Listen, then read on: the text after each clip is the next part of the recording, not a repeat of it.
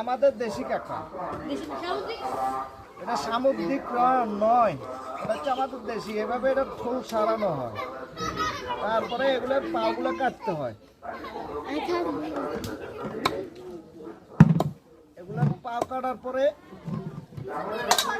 দুই সাইডে পাও কাটার পরে এই যে বড় পাগুলো কাটতে হয়।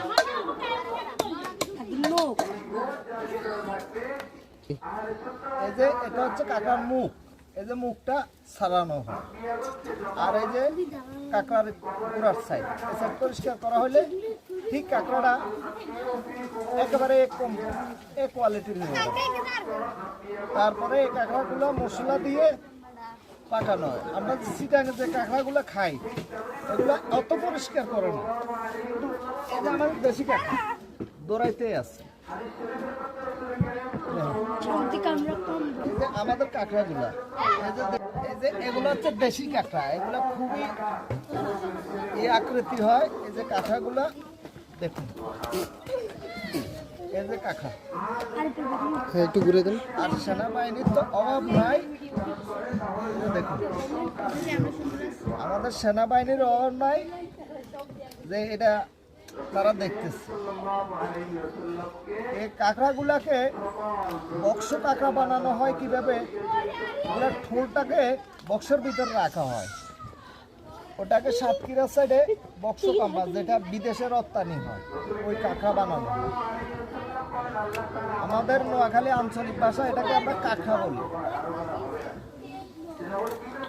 এই যে কাঁকড়ার মুখ, অবশ্যই আপনারা কাঁকড়া, এই যে আমাদের কাঁকড়া, এই যে এটা হচ্ছে কাঁকড়ার মুখ, দুইটা চিমটি দিয়ে ধরে এই মুখে নিয়ে কাঁকড়ায় আর খায়।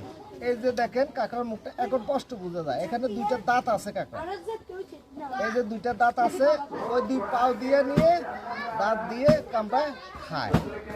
আর এই নিচের সাইডে কাঁকড়ার যে একটা নাড়ি গুড়ি আছে, এই নাড়ি গুড়িগুলা এভাবে ছিঁড়ে নিতে হয়। কিন্তু আমরা যে কাঁকড়াগুলা খাই, এই কাঁকড়াগুলা চট্টগ্রামে এরকম ইউজ করে না। এ হচ্ছে কাঁকড়াগুলার দৃশ্য। আচ্ছা, এখন কাঁকড়াগুলা পরিষ্কার করে আমরা শেষ করে আবার পাকানোর প্রসেসটা আপনাদেরকে দেখাবো। ইনশাআল্লাহ পাশে থাকবেন, দেখবেন। আসসালামু আলাইকুম।